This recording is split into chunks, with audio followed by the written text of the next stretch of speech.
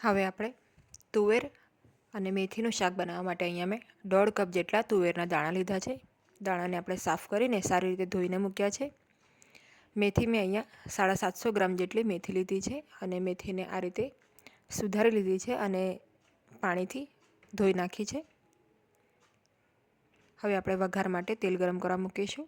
તો અહીંયા મેં લગભગ 5 ટેબલ સ્પૂન જેટલું ઓઇલ લીધું છે.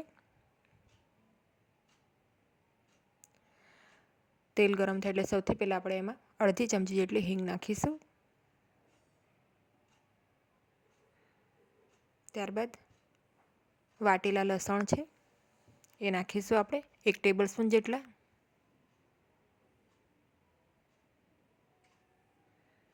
ગેસની ફ્લેમને મીડિયમ રાખીશું.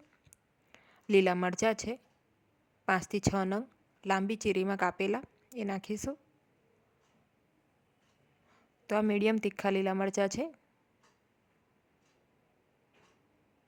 મરચાંને આપણે 1 મિનિટ થવા દઈશું. તો લસણ અને મરચાં બંને સરસ રીતે ફ્રાય થઈ જશે. ગેસની ફ્લેમને લો કરી દઈશું.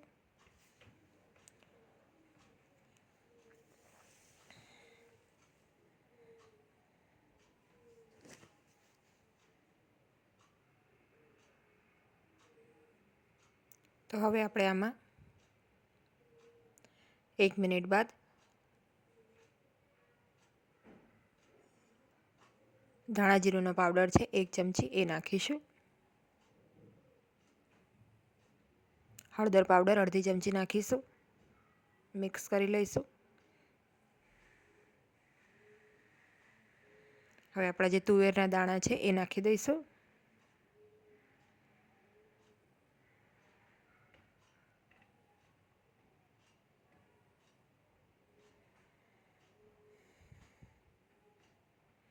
સ્વાદ પ્રમાણે મીઠું નાખી દઈશું.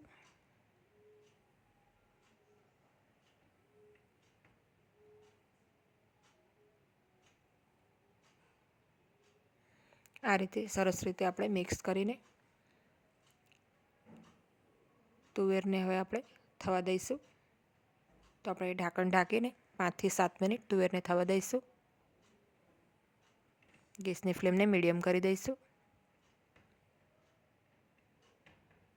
તો લગભગ 7 મિનિટ પછી આપણે આમાં લાલ મરચું પાવડર છે એડ કરી દઈશું. અહીંયા 1 ચમચી મેં લાલ મરચું પાવડર લીધું છે. તમે તમારા સ્વાદ પ્રમાણે મરચાંનું પ્રમાણ ઓછું કે વધારે કરી શકો છો.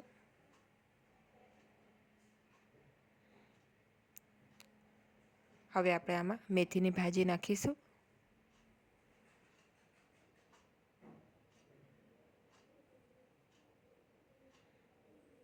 ભાજી નાખ્યા બાદ સારી રીતે આપણે મિક્સ કરી લઈશું.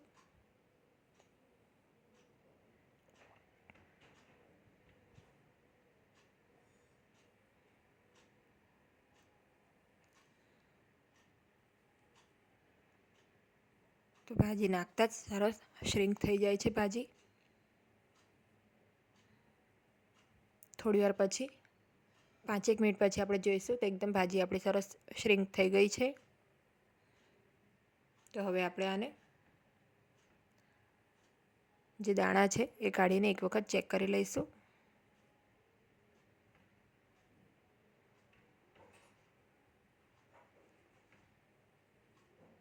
તો આપણા દાણા સરસ કૂક થઈ ગયા છે.